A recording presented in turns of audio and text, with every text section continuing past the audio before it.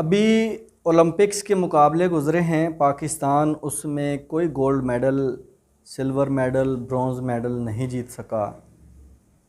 एक अरशद नदीम लड़का जो नेज़ा थ्रो में 5वें नंबर पर आया है। पहले नंबर पे तो ओलंपिक्स में पाकिस्तान के खिलाड़ी ही बहुत थोड़े से गए थे, और फिर मुकाबले की दौड़ में जब आपके खेलने वाले खिलाड़ी ही थोड़े हों तो चांसेस भी कम होते हैं। तो इस चीज़ को लेकर कि पाकिस्तान ने पिछले तकरीबन 3 दहाइयों से अच्छी कारकर्दगी नहीं दिखाई ओलंपिक्स के मैदान में, कि कोई मेडल्स नहीं जीते, बड़ी तनकीद हो रही है मुख्तलिफ़ हवाले से, मुख्तलिफ़ ज़राए से, कि भाई इसका इमरान ख़ान अभी 3 साल हो गए हैं, वो वज़ीर आज़म है, उसने कुछ नहीं किया। नवाज़ शरीफ साहब थे या पीछे पीपल्स पार्टी की हुकूमत थी या कोई भी जो लोग थे, उन्होंने स्पोर्ट्स के लिए कुछ नहीं किया, इसलिए हमारी कौम जो है वो तमगों से, मेडल से महरूम है। बिल्कुल सही है। जो भी मसाइल होते हैं या जो कमियां होती हैं किसी भी मुल्क में, उसके ज़िम्मेदार बिल्कुल हुक्मरान ही होते हैं। अल्टीमेटली ज़िम्मेदारी उनकी ही बनती है, इसमें तो कोई शक नहीं है, कोई दो राय नहीं है।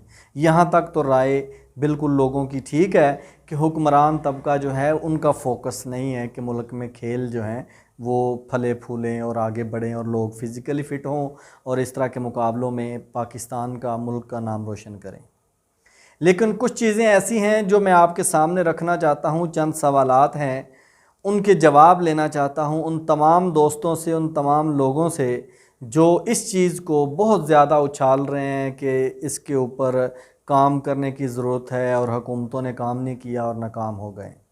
देखिए, कोई भी कौम होती है ना, उसकी कुछ तरजीहात होती हैं कि उसने बहैसियत कौम अपनी तरजीहात तय की होती हैं कि उन्होंने तालीम के मैदान में जाना है तो किस लेवल पे जाना है, खेल के मैदान में जाना है तो किस लेवल पे जाना है। उन्होंने अपनी रोज़मर्रा की ज़िंदगी में उसका एक टाइम फ्रेम, एक हिकमत अमली तय कर रखी होती है। अगर पाकिस्तानी कौम की अगर हम बात करें तो आप मुझे ये बताइए कि क्या जब हम अपने बच्चे को, किसी को स्कूल में दाखिल करवाते हैं तो क्या कभी हमने स्कूल वालों से ये सवाल किया है कि आप 8 घंटे या 6 घंटे या 7 घंटे हमारे बच्चे को रोज़ाना की बुनियाद पे पढ़ाएंगे, तो रोज़ाना कितना टाइम इसको खेल कूद के लिए मिलेगा, या हफ्ते में कितना पीरियड इसको किसी गेम के लिए मिलेगा? क्या आपके स्कूल से कोई बाकायदा गेम करवाई जाती है, किसी खेल का हिस्सा बनाया जाता है स्टूडेंट्स को? कोई टीमें आपकी हैं जो मुख्तलिफ़ सतह पे जाके मुकाबला करती हों? क्या आपके स्कूल में कोई ग्राउंड है जहाँ पे फ़िज़िकल एक्टिविटी बच्चों की हो सकती है? क्या जब हम घर ख़रीद रहे होते हैं किसी हाउसिंग सोसाइटी में, लाखों करोड़ों रुपया हम इन्वेस्ट करने जा रहे होते हैं, कि हमने कभी उस हाउसिंग सोसाइटी वालों से ये सवाल पूछा है कि आपकी हाउसिंग सोसाइटी में कोई प्ले ग्राउंड है? ग्राउंड है तो उसमें क्या सहूलियात हैं? क्या हमने इस बुनियाद पे कभी स्कूल कॉलेज को रिजेक्ट किया हो कि मैं अपने बच्चे को आपके स्कूल में इसलिए दाखिल नहीं करवा रहा कि आपके स्कूल में प्ले ग्राउंड नहीं है? क्या कभी इस बुनियाद पे हमने दाखिला रिजेक्ट किया हो, स्कूल कॉलेज को रिजेक्ट किया हो? या कभी हमने किसी हाउसिंग सोसाइटी को हमने इस बेस पे रिजेक्ट कर दिया हो कि मैं आपकी हाउसिंग सोसाइटी में अपना मकान नहीं बनाऊंगा, नहीं ख़रीदूंगा यहाँ पे प्लाट, क्योंकि आपकी हाउसिंग सोसाइटी में कोई प्ले ग्राउंड नहीं है, खेलने वाली जगह मौजूद नहीं है? ऐसा तो कभी नहीं हुआ, हमारे सामने तो ऐसे कोई केसेस नहीं आ रहे। तो फिर हमारे पास स्पोर्ट्समैन कहाँ से आएंगे? क्या रोज़ाना का जो शेड्यूल है, हमने बच्चे को स्कूल भेजना है, हमने सिपारा पढ़ने भेजना है, हमने उसको ट्यूशन पे भेजना है, ये सारी रूटीन तो उसकी मौजूद है। उसने कब खाना है, कब सोना है, कब उठना है, बहुत सारे शेड्यूल बनाए हुए हैं। क्या रोज़ाना की बुनियाद पे उसकी ज़िंदगी में कभी कोई खेल का शेड्यूल है कि प्रॉपर वो जैसे ट्यूशन पे जाके उस अपने किसी सब्जेक्ट की प्रॉपर ट्यूशन लेता है? क्या प्रॉपर तौर पे, यानी कि एक अच्छे तरीके से, जिसको आप कहते हैं प्रोफेशनल कोच के पास जाके वो कोई गेम करता है, कोई खेल में हिस्सा लेने की कोशिश करता है, फ़िज़िकल एक्टिविटीज़ करता है?